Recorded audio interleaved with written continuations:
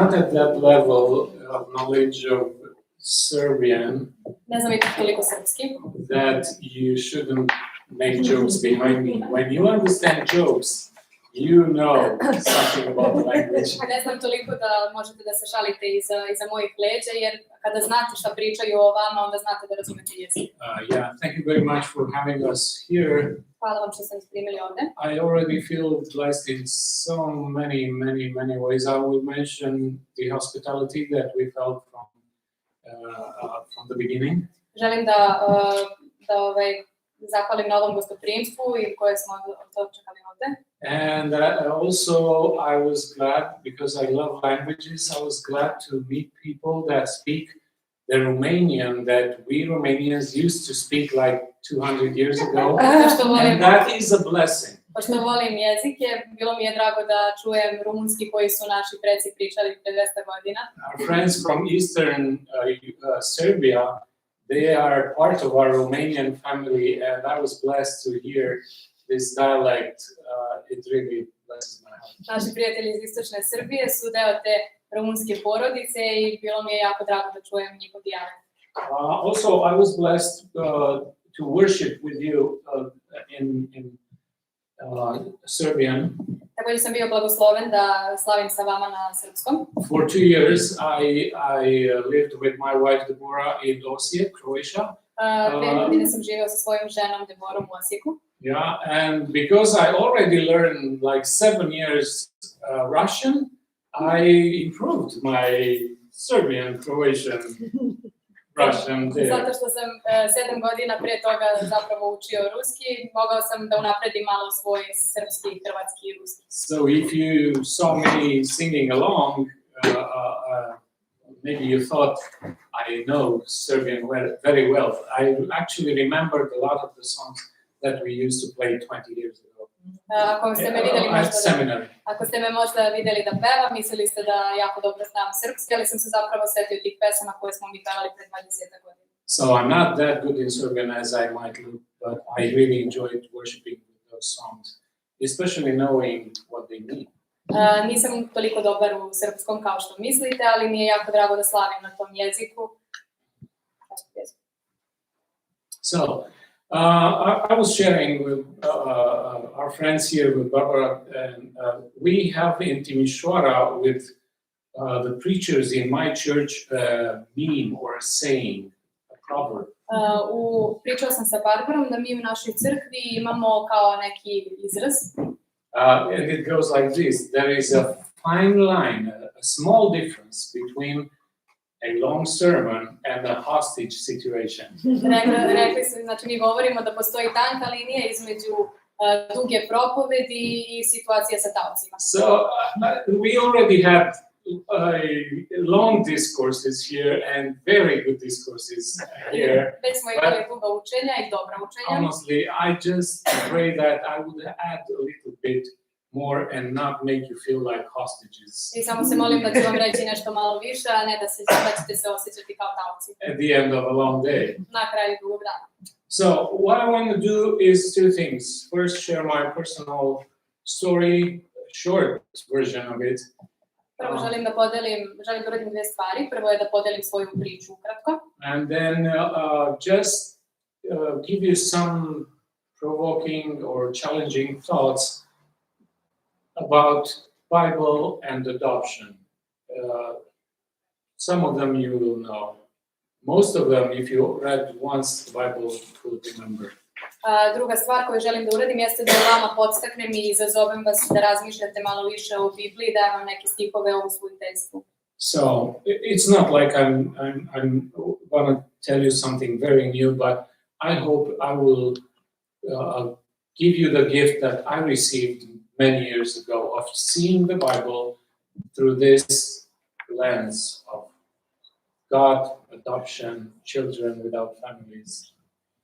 I znam da vam neću reći možda nešto preterano novo što nikad do sad niste čuli, ali želim da podelim sa vama taj blagoslov koji sam ja dobio, da kroz neku drugu perspektivu pogledam Bibliju na totalno drugačiji način. Okay. And I'm, from the beginning, thankful for the good work of translation that we have here going on, especially I can appreciate that because I used to be there while Zahvala sam other zato što sam ja Americans stajala were ovdje. here, and I know how hard it is for her to concentrate now. I znam koliko je teško da se sad koncentriš. Thank you. So let me tell you, I came across the idea of adoption when I was a child, when a family on our street adopted, a German ethnic family on our street adopted a boy named Robbie. I will forever remember his name. He was the only adopted child in my childhood. Prvi put sam razmišljao o usvajanju kada sam bio jako mali i porodica koja je živjela u našem komšiluku, nemačka porodica, je usvojila jednog dečaka koji se zvao Robi i čije ime neću posle više zaboraviti. Of course, the problem that arose in my head then was, what if I am adopted and my parents are not my biological parents? I didn't go too far with what Alex said that I'm smart. Problem koji je meni bio u glavi jeste počelo pitanje, dobro, pa da li sam ja usvojen, da li su ovo stvarno moji biološki roditelji? I nisam baš toliko pametan kao što je Alex rekao. But I'm thankful that at that early age I came across this idea that a child that does not belong to that family is taken in that family and loved as their own. Ali bio sam zahvalan na tome da od malih nogu saznamo o usvajanju i o tome da dečak bude usvojen u porodicu i voljen kao da je tu pripadao. And of course, I grew up in a Christian family, and I heard all over again about God adopting us into his family. But somehow Robbie's story and our story never got connected. Ali odrastao sam u hrišćanskoj porodici i čuo sam puno puta tu priču o tome kako nas je Bog usvojio u svoju porodicu, ali Robijeva priča i ta priča mi se nikako nisu poklapale. And then the next, meeting with of mine with the idea of adoption came when I was already grown up, and the translator for a team of Americans who came after the fall of communism to visit orphanages in Romania. Drugi put kada mi je opet ta sinula ideja o usvajanju je bilo kada sam stajao i prevodio za grupu Amerikanaca koji su došli nakon raspada komunizma. And I was shocked when one of the ladies in that group wanted to adopt the ugliest Roma child in that orphanage. I bio sam šokiran kada je jedna žena iz cijele te grupe želela da usvoji najružnije romsko dete u sirotištu. And I asked her, why would you? She was blonde, she was the definition of American beauty. Ona je stvarno bila definicija američke lepote, bila je plavuša. Why would you take a child that would scream? Without words, this child is not Judy's child. I zašto bi htjela da usvojiš to dete koje i bez reči bi se videlo da nije tvoje dete? And her answer still rings in my ears because he's the least desired child by any family who would ever think to adopt a child. I njen odgovor mi je ostajao u glavi, rekla je zato što je on najnevoljenije dete i sa najmanjom mogućnošću da ga neko usvoji. And although I didn't embrace that idea then, it stuck with me. Iako nisam mnogo razmišljao o tome u tom trenutku, ostalo je sa mnom.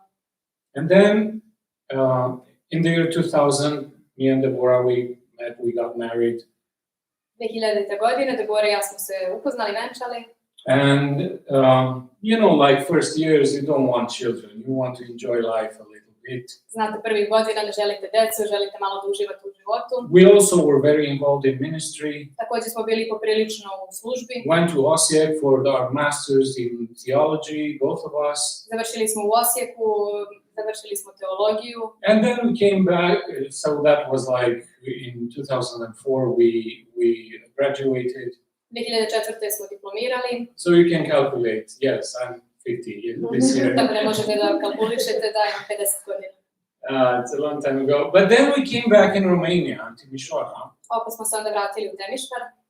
And we thought, now it would be a good time to have kids. I razmišljali smo, pa dobro, sada je pravo vrijeme da imamo djecu. But then you know that saying that life is what happens to you while you make plans. I znate onu izreku, život je ono što vam se desi dok vi planirate. Long story short, the doctor said we are an infertile couple, we won't have our biological kids. Ukratko, rekli su nam da smo mi porodica koja neće moći da ima dece. And then it struck me that while at Osijek, I studied something about fertility and wrote an essay. I onda me je palo na pamet da sam u Osijeku pisao i učio nešto o plodnosti i napisao esej o tome. And it was an essay about what you should do, with how is that called? Artificial insemination and stuff like that. I pisao sam o tome šta bi trebalo da radite o veštačkoj oplodnji. And how moral that would be. I koliko bi to zapravo bilo moralno. And one of the arguments, I didn't say it was immoral in the essay because you're not supposed to do that. Nisam rekao u eseju da je to nemoralno jer to ne treba. But I did say there are so many kids born in the world today who don't have a family. Ali sam napisao da ima toliko dece koja su rođena u svijetu, a nemaju porodicu. That we should think many times before playing God. I da bi trebalo poprilično da razmislimo pre nego što se odlučimo da glumimo Boga. And then we go to these doctors and they say, we can try this and that, but this is like playing God. And it was like a gong, in my ears. I mi smo onda otišli kod lekara i oni su nam dali neke opcije, možete raditi to i to i to, ali to je bilo glumljenje Boga i to je bilo kao gong kad udari. Because I realized that God, prepared us, even in our theological studies, for a practical issue that will hit us very hard. I onda sam shvatio da nas je Bog pripremao još u teološkoj školi na ovo praktično što ćemo kasnije u životu doživjeti. So we prayed and then decided we will not go that route. That seemed for us and for our doctors like playing God. I mi smo se molili jako dugo i odlučili da nećemo ići tim putem, veštačkom oplodnjom, jer je to za nas i za doktore bilo glumljenje Boga. And then we started thinking about adoption. I počeli smo onda da razmišljamo o usvajanju. Especially because the Boras family was like a transit family for many Romanian children who were adopted by American families or European families who would adopt from Romania. I zato što je Deborina porodica bila nešto nalik tranzitnoj porodici za ljude koji su iz Amerike ili iz drugih zemalja usvajali decu iz Rumunije. One of her sisters worked with an NGO called Bethany Social Services. Njena sestra je radila sa jednom nevladinom organizacijom koja se zvala Bethany. So she was like so prepared, Deborah, she was so prepared for the idea of adoption. I was the least prepared. Tako da je Deborah bila poprilično pripremljena za cijelo usvajanje, dok ja već nisam. So, it took some time and some visits to some orphanages. Tako da trebalo nam je malo vremena i više posjeta sirotištima. But as I said, to make the long story short, we ended up with Maya, our first daughter. She's 16 in a few days. Ali ukratko završili smo sa našom ćerkom Majom, koja je za par dana puni 16. Yeah, so she was our first adopted child. Ona je bila naše prvo usvojeno dete. And then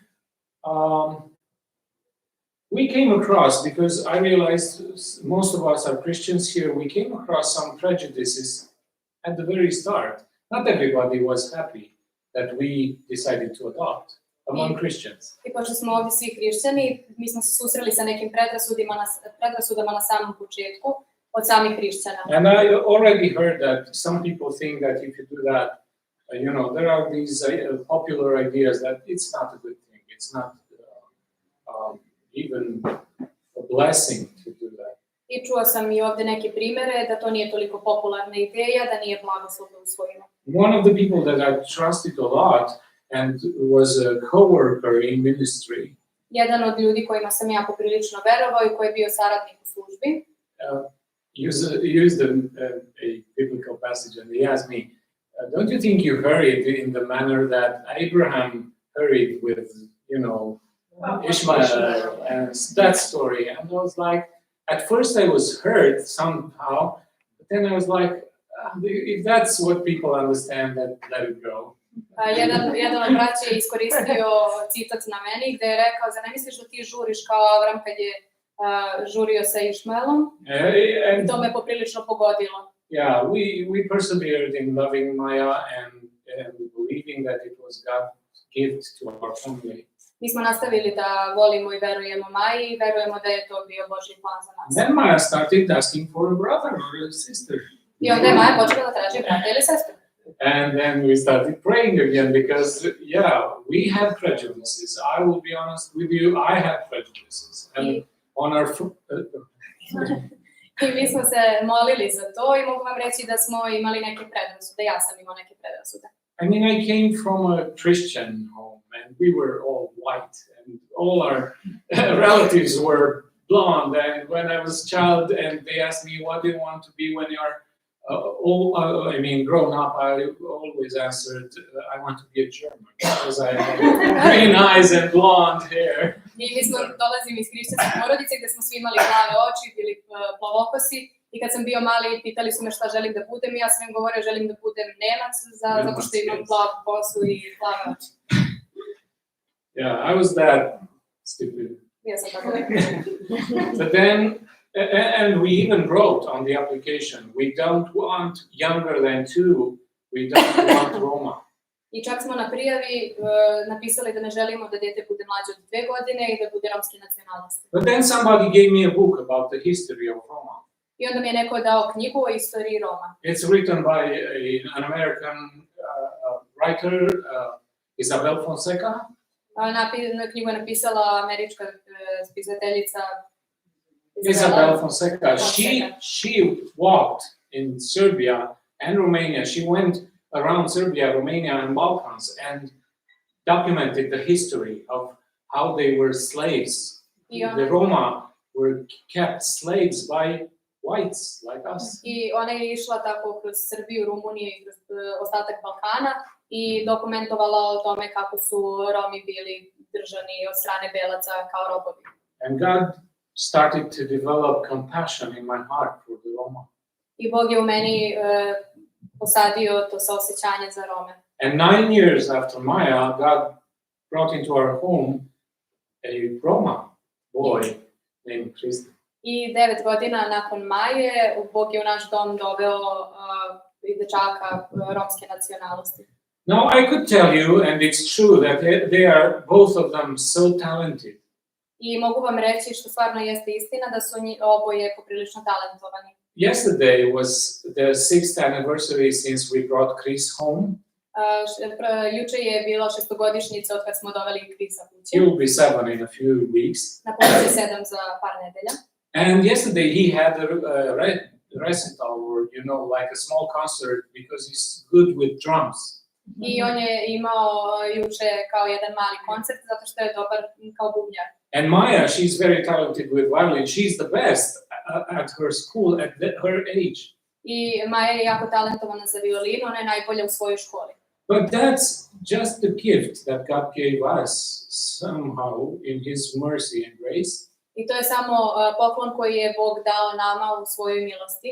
Because what we can say is not that, because not all adopted children will be talented or super gifted. Let's say all will be talented, but not all super gifted. Ali mi ne možemo za svakog od njih reći da će biti svi su oni talentovani, ali nisu preterano nadareni. But what we say to every couple we meet and counsel towards adoption is that these kids are God's gift to the world, to the church, to our family. Ono što mi govorimo ljudima o kojima pričamo o usvajanju jeste da su ova deca dar crkvi, ljudima and our family. I našoj porodici. So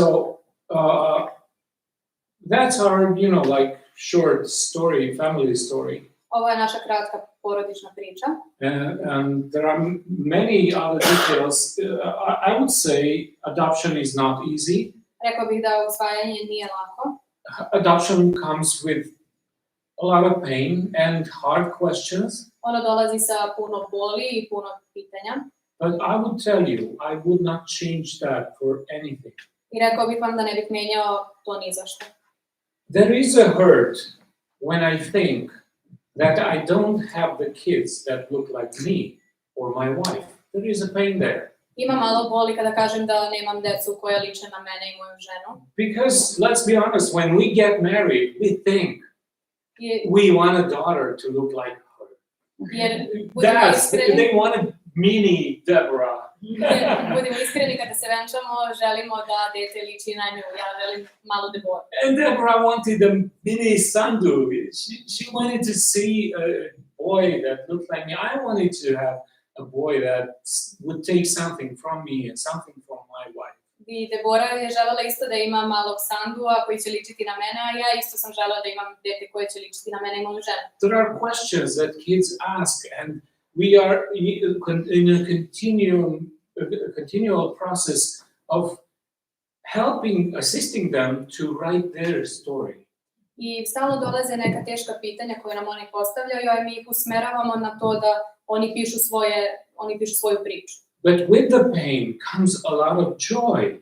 Ali uz bol dolazi jako puno radosti. And with the hurt comes a lot of, growing up. I uz te povrede dolazi jako puno odrastanja. It's like, when you grow up, you have this adolescent years when your bones hurt or your muscles hurt because they don't grow at the same rate. Kada ste adolescenti i rastete, vaše dolazi do boli mišića, kostiju, zato što oni ne rastu u isto vreme. And growing kids and growing adopted kids is like that. I odrastanje dece koje su usvojene je isto tako. Sometimes it might hurt and sometimes it hurts a lot. Ponekad malo manje, ponekad malo više boli. But then good times come and you look back and you realize I grew up and he grew up. And that's a real joy. I tako da se osvrnete i vidite ja sam odrastao i on je odrastao i tu je najveća radost. And we are here just to tell this story and just to bring each one, if we can, in God's story about adoptive or kids who don't have a family. I mi smo ovde da podelimo priču i da vam prikažemo da... We are here Mi smo ovde to bring everyone, if we can, da sve vas uvedemo ako možemo in God's story u Božiju priču about these o osvajanju dece, family-less children. u ovoj deci koja su bez roditelja. Maybe family-less is not the happiest term. Anyways, I don't know how it is in Serbia, but in Romania, for many years, churches understood that visiting orphanages is good. And it is good. Ne znam kako je u Srbiji, ali u Rumuniji su mislili da crkve treba da obilaze sirotišta i da je to dobro, što u stvari jeste dobro. And, the past 33 years, many churches did a great job visiting orphanages, taking children, especially around holidays, at their homes. I poslednje 33 godine crkve su radile dobar posao u obilaženju tih sirotišta. But then we understand and reading the Bible for what it's worth. Ali čitajući Bibliju stvarno ono što piše. We understand that this should not be a ministry, one of the ministries of the church. Ali mi shvatamo da to ne treba da bude ta cela služba, nego jedan delić službe. But taking care of the orphans and then of old or widowed people is the ministry of the church. Da je briga o deci bez roditelja, o udovicama, to je u stvari služba. And it's not only that verse in James that says the real devotion to God is taking care of orphans and widows in their needs. I to nije samo stih u Jovanu gde kaže da je prava predanost Bogu briga o siročićima i o udovicama. Yeah. It's also if you these days I finished reading Job, the book of Job. U ovo skorije vreme završio sam čitanje knjige o Jobu. And in the Bible it's in the middle with the poems, Psalms and Proverbs and Ecclesiastes. U Bibliji se ona nalazi među poezijom, znači psalmi, poslovice.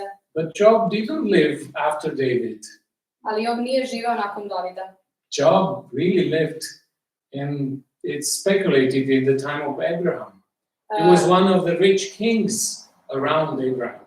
Veruje se da je on živeo u vreme Abrama, da je on bio jedan od tih bogatih kraljeva. And we read in Job, when Job tries to justify his being right and suffering for nothing. I kada Job pokušava da opravda to što je on bio u pravu i što pati ni zbog čega. It's striking that he says, if I ever let an orphan leave my house without him blessing my heart. Job says, Job je rekao, it never happened nikad se nije desilo that an orphan left my house without blessing me. da je siroče otišlo iz mog doma, a nije blagoslovilo mene. And he goes into details. I on je tu krenuo u detalje. What he did, Šta je radio? offering him food Pružao mu je hranu, and clothing odeću and a fatherly care. i očinsku ljubav. I invite you to read that on your own at home. Pozivam vas da to pročitate kada ste sami kod kuće. So it's not only in the New Testament there is this preoccupation with orphans. Tako da nije samo u Novom Zavetu da se spominje ta preokupacija sa decom bez roditelja. But in the beginning of the Bible story we have somebody who is deeply concerned about orphans. Već i na samom početku Biblije i priča imamo nekoga koji je duboko posvećen deci. We have somebody who understood that if he has rooms, the orphans must have one of his rooms. I imamo nekoga ko veruje ako ima puno soba da siroče treba da budu u jednoj od njegovih soba. And we have many rooms. A mi imamo jako puno soba. And he understood that if he had clothing, because he was a rich man, the orphan should partake in those clothes. I on je verovao da ako on ima garderobu, a bio je bogat, da i siroče treba da dobije isto And the garderobu. same with food and with attention. Isto tako i sa hranom i pažnjom. So we understand that there is this arc of moral preoccupation towards the orphans. I onda vidimo da postoji kao jedan grafik moralne okupacije prema siročićima. And that should make us think. The whole Bible is concerned with salvation. I to treba da nas natera malo na razmišljanje, jer je cijela Biblija preokupirana time, to je spasenjem. With man's relationship with God.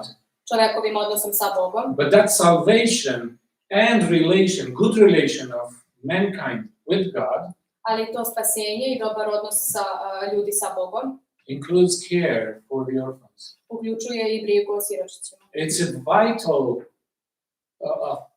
segment of what salvation means in the Bible. To je vitalan segment u Bibliji šta znači spasenje. Of course, as evangelicals, we are very preoccupied with saving souls. Kao evangelisti preokupirani smo time da spasavamo duše. And that is a good thing. I to je dobra stvar. But we need to regain a biblical understanding of what salvation means. Ali treba ponovo da prikupimo to biblijsko znanje šta znači spasenje. We need to understand simple truths that us being adopted by God I treba da primimo to znanje da mi koji smo usvojeni od Boga through the spirit of adoption, as the Holy Spirit is named in Romans, kroz duh usvajanja, kojim je nazvan i Sveti duh u Rimljanima, brings obligations to the adopted. Donosi neku vrstu obaveza prema onima koji su Yeah, I know we don't like the word obligation. Znam da Okay, let's say brings the need to look like the Father who adopted us. Recimo da nam to stvara potrebu da onaj koji je usvojen liči na onoga koji ga usvojio. Now, as it was already said, not everyone can or needs to adopt. Već je rečeno, ne mogu svi da usvoje. We say around World Without Orphans and Romania Without Orphans that everybody can do something. Ali mi govorimo da svi mogu da urade nešto. And we already heard about prayer, Već smo čuli o molitvi, financing, finansiranju, we heard about babysitting, o čuvanju offering dece, our free hours to babysit, pružimo svoje slobodne sate u čuvanju dece, buying some Pampers boxes, kupovanje or milk, mleka. or like we received an anonymous ticket for 4 to go to watch a movie. We don't know who blessed us, but we have the tickets. Ili kao što smo mi dobili karte da odemo da gledamo film. Ne znamo ko je to uradio, ali bili smo blagosloveni. As soon as we understand God's heart for orphan children, I čim razumemo Božje srce za decu bez roditelja, we will start using our creativity počet ćemo da koristimo svoju kreativnost, and resources resurse and start blessing. i počet ćemo da ih blagoslovimo. And I invite you, look at Job, I pozivam vas da pogledate Jova, look at Jesus Christ, what he says. pogledajte Isusa šta kaže Let's look at in James about what real devotion to God is. i da pogledamo u Jakovu šta piše. Okay. And then move from that place of devotion to God, of reading His Word and His will, I da se pomerimo od tog predanja Bogu i slušanja onoga što nam On govori, to the actions that are required, that we see around us. ka akcijama koje su neophodne. As I said, I hope that would put like a few challenges and thoughts in our minds and hearts. Kao što sam rekla, nadam se da vam je ovo dalo neke vrste izazova. And I end with thanking you again for hospitality and for inviting us to be with you in this moment that we believe is going to be something pleasant. I želim da završim time što ću vam se zahvaliti na gostoprimstvu i što ste podelili ovaj trenutak sa nama. Thank you so much. Hvala.